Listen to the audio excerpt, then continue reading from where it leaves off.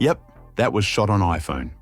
Major Apple events, music videos, high-end production, and even feature films have pushed the limits of what this little device can do. But here's the secret. Great footage doesn't just happen.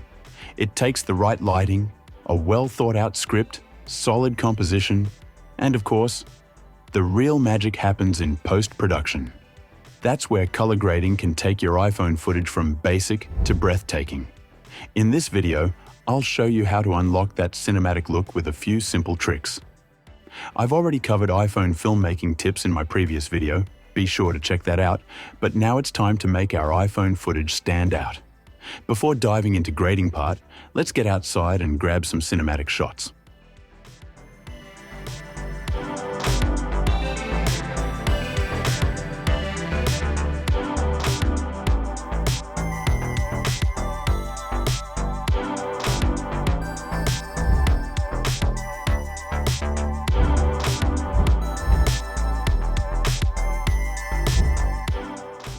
Now that we've got some shots, let's drop them onto the timeline. Just to clarify, I shot all this footage in Apple Log using the Blackmagic app. Before we jump into the color page, we need to adjust our color management settings. You can find these in the settings menu. I've covered my full color managed workflow in a deep dive video, so be sure to check that out if you have any questions. For color science, I'll use DaVinci YRGB, my timeline color space, or in simpler terms, my working color space, will be DaVinci Wide Gamut Intermediate. And for my output or display space, I'll set it to Rec 709 Gamma 2.2. Now we can jump into the color page and start grading. The first step is to convert our Apple Log color space into the proper viewing space, which we set to Rec 709 Gamma 2.2. I'll create 2 nodes just for this conversion. Now, let's drop the Color Space Transform plugin from the Effects panel onto both nodes.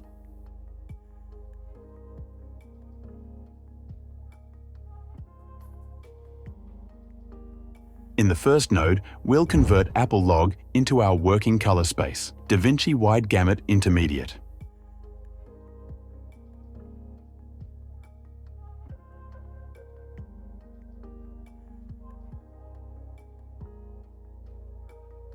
In the last node, we'll bring it back from DaVinci Wide Gamut to our viewing color space, which is Rec 709 Gamma 2.2.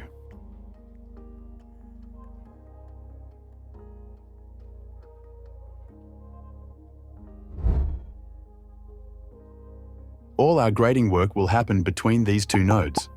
This approach helps preserve the maximum color data and dynamic range, ensuring we get the best possible image quality. Now, let's add a serial node right after the first node and name it Exposure. I'll use the HDR Exposure tool in the HDR panel for the most accurate color space-aware exposure adjustments. To fine-tune our tonal look, I'll adjust the contrast using the lift, gamma, and gain wheels in the color wheels section.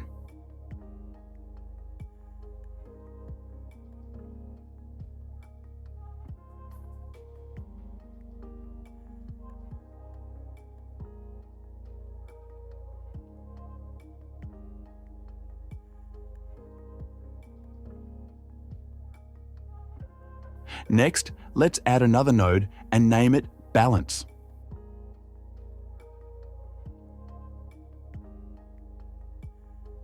To balance efficiently, I'll switch the node's gamma to linear and make adjustments using the gain wheel in the color wheels section.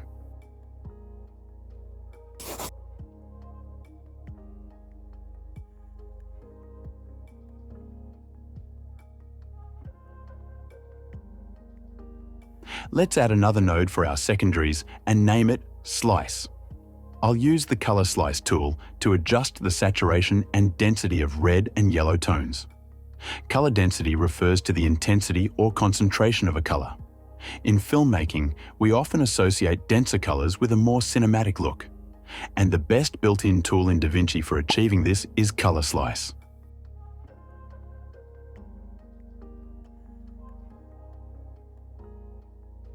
We can use the highlight tool and the center wheel to fine-tune our selection.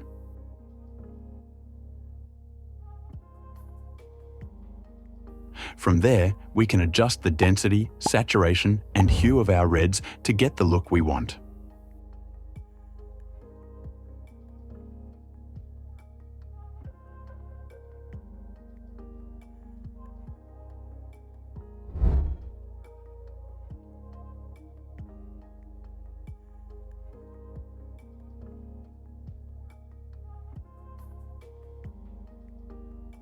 Let's do the same with our yellows.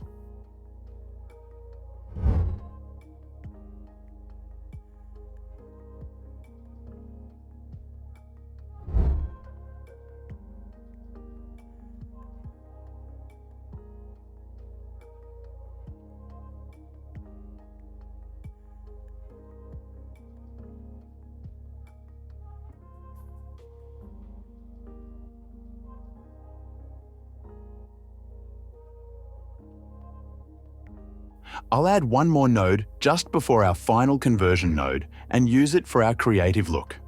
There are many ways to craft a unique creative look in DaVinci, but for this, I'll use my favorite LUT from my Baltic Elements LUTs pack. This LUT is specifically designed for the DaVinci wide gamut color space and enhances the image with cinematic contrast, split toning, and other subtle color adjustments. I'll slightly lower the opacity of this LUT since it looks a bit too strong for this image.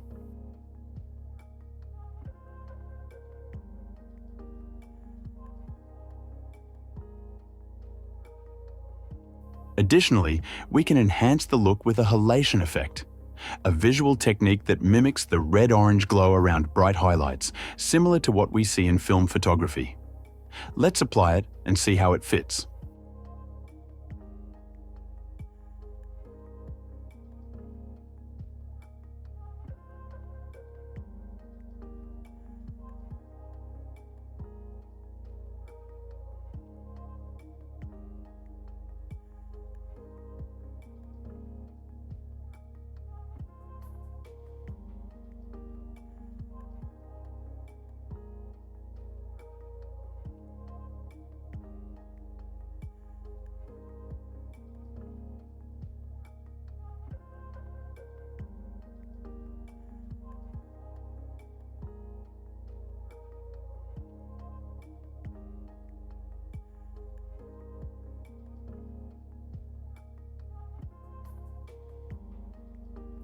Another great way to add some texture to your image is grain.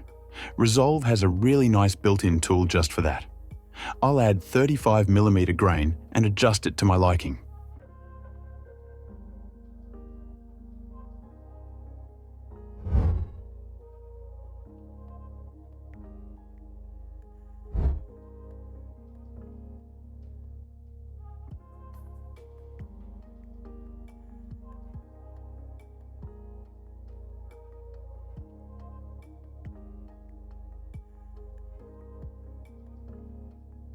For the final adjustment, I'll add a power window to create a smooth vignette effect, placing it just before our halation and grain nodes.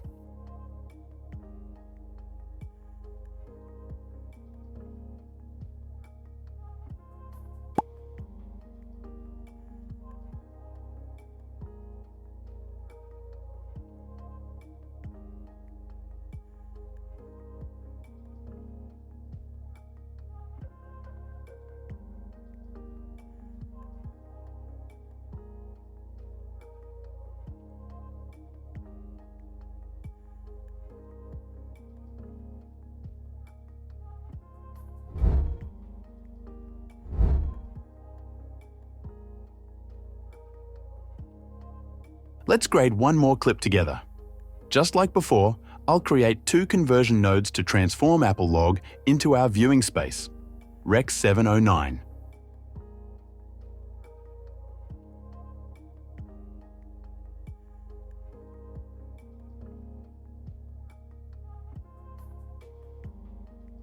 This time, before applying any primary or secondary adjustments, I'll start by setting my creative look. Grading underneath the look is a more common approach, offering greater flexibility and control over the final image. For this example, I'll use another LUT from my Baltic Elements pack.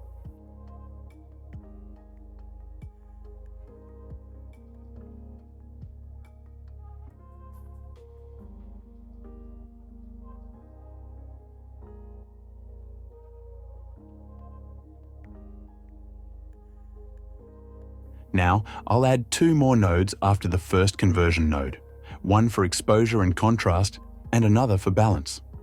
I'll use the same approach as before. For exposure, I'll use the HDR exposure tool.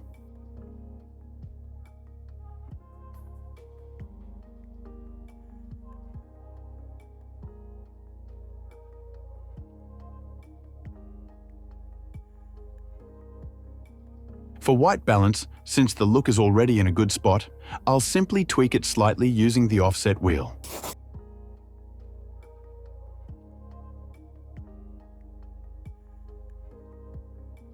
To add a subtle touch of saturation, I'll create a third node and set its color space to HSL, hue, saturation, and lightness. The HSL color space is a more intuitive way to represent colors compared to the RGB model. Since I only need the saturation channel, I'll disable the hue and lightness channels. Now, I can use the gamma wheel to gently increase saturation for a natural look.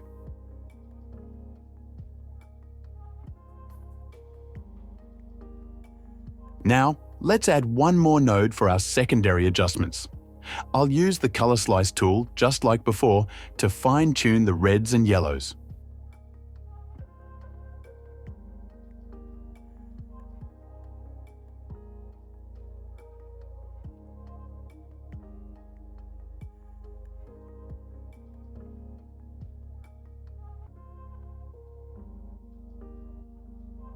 Next, I'll add 2 parallel nodes for window adjustments.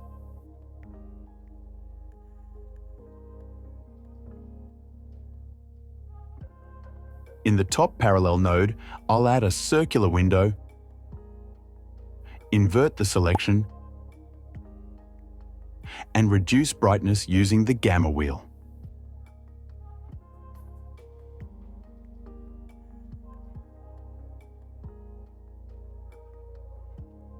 In the lower node, I'll use the Magic Mask tool to create a mask around our subject.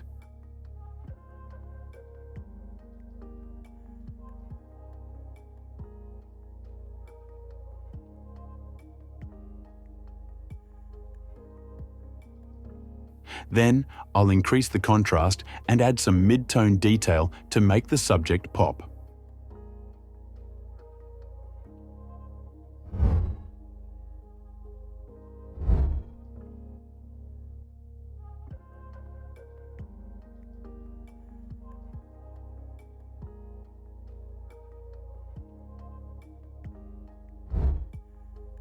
That's it for now.